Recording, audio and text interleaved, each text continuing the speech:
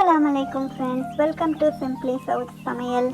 நாம் சிக்கனில் நிறைய ரெசிபிஸ் பார்த்துருப்போம். பிரியாணி, கிரேவி, மந்தி, கபாப்ஸ், அந்த மாதிரி சிக்கனில் ஒரு சூப்பரான ரெசிபி தான் இந்த வீடியோவில் பார்க்க போகிறோம். ஸோ வீடியோவை எண்டு வரைக்கும் மிஸ் பண்ணாமல் பாருங்கள். முர்க் முசல்லம் ரெசிபி தான் பார்க்க போகிறோம். இது நிறைய பேர் ஹோட்டலில் வாங்கி சாப்பிட்ருப்பீங்க. இது நம்ம வீட்லேயே சூப்பராக ஈஸியாக பண்ணலாம். ரொம்ப டேஸ்டியாகவும் ரிச்சாகவும் இருக்கும். நார்த் இந்தியன்ஸ் வெட்டிங்லலாம் வந்து சர்வ் பண்ணுவாங்க. ஸோ இதை நம்ம வீட்டிலே செஞ்சு பார்க்கலாம். வாங்க வீடியோக்குள்ளே போகலாம். இந்த ரெசிபிக்கான இன்க்ரீடியன்ட்ஸ் வந்து டீட்டெயிலாக நான் டிஸ்கிரிப்ஷனில் கொடுத்துருக்குறேன். உப்பு, மிளகாத்தூள், மல்லித்தூள், கரம் மசாலா தூள், மிளகுத்தூள், ஜீரகத்தூள், மஞ்சத்தூள், கொஞ்சமாக எண்ணெய், தயிர், இஞ்சி பூண்டு பேஸ்ட்டு, ஹாஃப் லெமன் வந்து நான் பிழிஞ்சிருக்கிறேன். ஸோ இதெல்லாம் சேர்த்து நல்லா மிக்ஸ் பண்ணிக்கலாம்.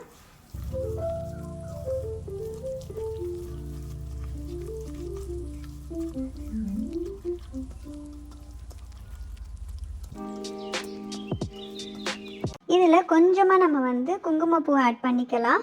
இது வந்து நல்ல ஒரு ஃப்ளேவரும் கொடுக்கும், நல்ல ஒரு கலரும் கொடுக்கும். நம்ம வந்து முழு கோழியை வந்து ஸ்கின்னோடையும் செய்யலாம், ஸ்கின் இல்லாமையும் செய்யலாம். நான் இப்போ ஸ்கின் எடுத்து தான் வந்து நான் குக் பண்ண போகிறேன். ஸோ இதை வந்து நான் ஒரு 1 hour வந்து நல்லா க்ளீன் பண்ணிவிட்டு உப்பு போட்ட தண்ணியில் மேரினேட் பண்ணி வச்சுருக்கிறேன். இது ஏன்னா வந்து சிக்கன் வந்து நல்லா ஜூஸியாக இருக்கும் நம்ம குக் பண்ணதுக்கு அப்புறமேட்டு. இப்போ நம்ம நல்லா தண்ணியை வடிச்சிட்டு நம்ம அந்த மசாலா இருக்கிற பாத்திரத்தில் இந்த ஹோல் சிக்கனை வச்சுக்கலாம்.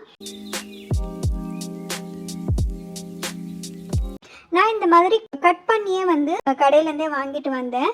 ஸோ இதில் வந்து நமக்கு நல்லா மசாலா வந்து உள்ளார வரைக்கும் இறங்கும். அப்படி நீங்கள் கட் பண்ணாமல் வாங்கினீங்கன்னா வீட்டில் வந்து ஒரு ஷார்ப்பான நைஃப்பில் நல்லா வந்து கீறிக்கோங்க. ஸோ இதில் வந்து மசாலா எல்லா இடமும் படுற மாதிரி சேர்த்துக்கலாம். எண்டில் வந்து கொஞ்சமாக வந்து காஷ்மீரி சில்லி ஆட் பண்ணி இந்த மாதிரி மிக்ஸ் பண்ணிக்கலாம். ஸோ தட் வந்து அது கலர்ஃபுல்லாக இருக்கும். இது வந்து ஒரு 2 hours இல்லை ஓவர் நைட் கூட மேரினேட் பண்ணலாம். 2 hours later. இப்போ நல்லா மேரினேட் ஆகிடுச்சு சிக்கன். இப்போ மேரினேட் ஆன சிக்கனில் நம்ம வந்து பாயில் பண்ண எக்கை வந்து ஸ்டஃப் பண்ணணும். ஆக்சுவலி நான் வந்து 3 எக் வந்து பிளான் பண்ணியிருந்தேன். என்னோடய சிக்கன் வந்து அப்ராக்சிமேட்டாக வந்து 1 கிலோ. ஸோ இதில் வந்து எனக்கு 2 பாயில்டு எக் தான் வந்து உள்ளார வைக்க முடிஞ்சது. ஸோ ஒரு எக் வந்து நான் மசாலா நம்ம சிக்கனுக்காக யூஸ் பண்ணோம் இல்லையா, அந்த மசாலாலேயே பரட்டி வச்சுருக்கிறேன். நம்ம குக் பண்ணுறப்ப எண்டில் எக் ஆட் பண்ணிக்கலாம்.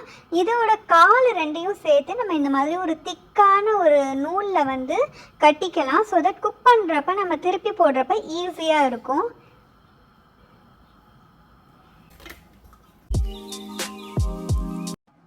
பத்து பாதாம், 10 முந்திரி பருப்பு நான் வந்து ஊற வச்சிருக்கிறேன். இது கூடயே வந்து நான் கிராம்பு, ஏலக்காய், ஜாதிபத்திரி சேர்த்து நல்லா வந்து ஸ்மூத் பேஸ்ட்டாக அரைச்சிக்கலாம். நெய் 2 டீஸ்பூன் ஆட் பண்ணிவிட்டு கொஞ்சமாக எண்ணெய் ஆட் பண்ணிவிட்டு நம்ம மேரினேட் பண்ணியிருக்கிற சிக்கனை அதில் ஆட் பண்ணிக்கலாம். ஆட் பண்ணி ஒரு 2-3 செகண்ட்ஸில் வந்து திருப்பி விடலாம்.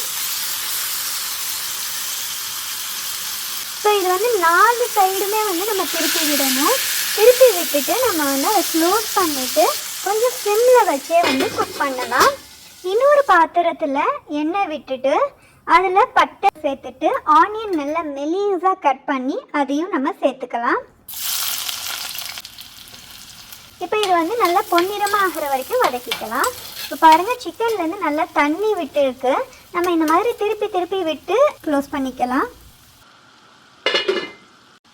இப்போது நல்லா வந்து பொன்னிறமாக வந்து வெங்காயம் வதங்கிருச்சு. ஸோ இதில் வந்து இஞ்சி பூண்டு பேஸ்ட் ஆட் பண்ணி நல்லா வதக்கிக்கலாம், பச்சை வாசனை போகிற வரைக்கும். இதில் உப்பு, காஷ்மீரி சில்லி, மிளகாத்தூள், ஜீரகத்தூள், மஞ்சத்தூள், மிளகுத்தூள், மல்லித்தூள் இது எல்லாமே ஆட் பண்ணி நல்லா வதக்கிக்கலாம்.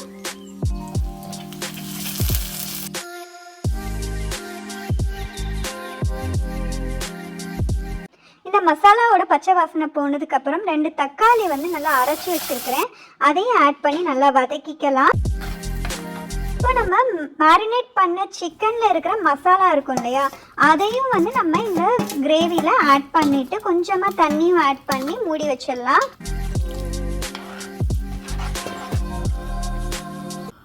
இப்போ நம்ம சிக்கன் பாருங்கள் குக் ஆகிடுச்சு. பட் இருந்தாலும் இன்னும் நம்ம வந்து அதை குக் பண்ணணும். ஸோ இதை வந்து நம்ம வந்து டர்ன் பண்ணி குக் பண்ணணும். அப்போ தான் எல்லா சைட்லேருந்தும் நமக்கு குக் ஆகும்.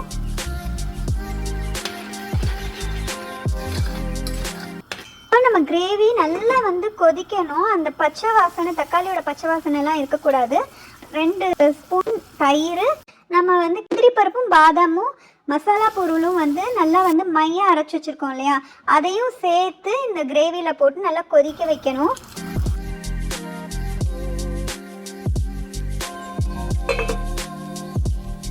இப்போ நல்லா நமக்கு கொதிச்சிருச்சு.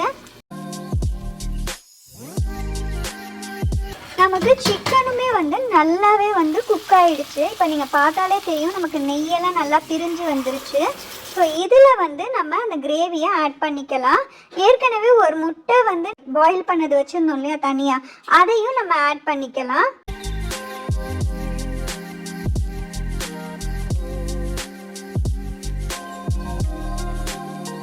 இப்போ கிரேவியில் நம்ம சிக்கனை ஆட் பண்ணதுக்கு அப்புறமேட்டும் நம்ம திருப்பி விட்டு டர்ன் பண்ணி நம்ம சிக்கனை திரும்பியும் குக் பண்ணணும்.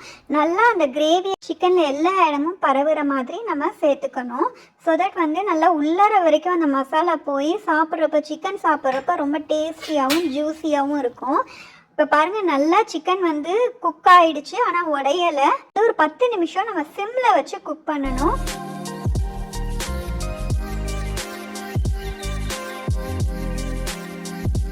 இப்போ நல்லா நெய் எண்ணெயெல்லாம் பிரிஞ்சு நல்லா சிக்கனும் குக் ஆகி சூப்பராக இருக்குது.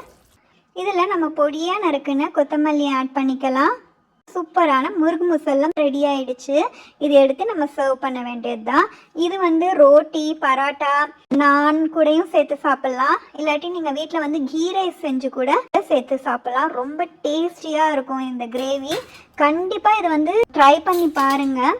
இது ரொம்ப கஷ்டமே இல்லை, ரொம்ப ஈஸியான ரெசிபி.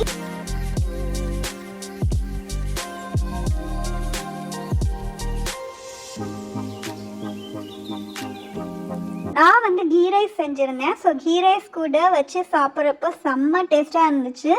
நைட்டுக்கு பரோட்டா கூட வச்சு சாப்பிட்றப்பையும் சூப்பராக இருந்துச்சு. ஸோ நீங்களும் உங்கள் வீட்டில் இருக்கிறவங்களுக்கு இந்த ரெசிபியை செஞ்சு கொடுங்க. நான் வந்து ஹோல் சிக்கன், ஃபுல் சிக்கனை வந்து வாங்கி க்ளீன் பண்ணி செஞ்சுருக்கிறேன். நீங்கள் வந்து ஹோல் சிக்கன் ரிஸ்க் எடுக்க வேணான்னு நினச்சிங்கன்னா பெரிய பெரிய பீசஸாக கூட கட் பண்ணி இதே மாதிரி நீங்கள் செஞ்சு பார்க்கலாம். ரொம்பவே டேஸ்ட்டாகவும் இருக்கும், ரொம்பவே சூப்பராகவும் இருக்கும், ரொம்ப ஈஸியாகவும் இருக்கும் செய்கிறதுக்கு. கண்டிப்பாக இந்த ரெசிபியை செஞ்சு பார்த்துட்டு எனக்கு எப்படி இருந்துச்சுன்னு கமெண்ட்டில் சொல்லுங்கள்.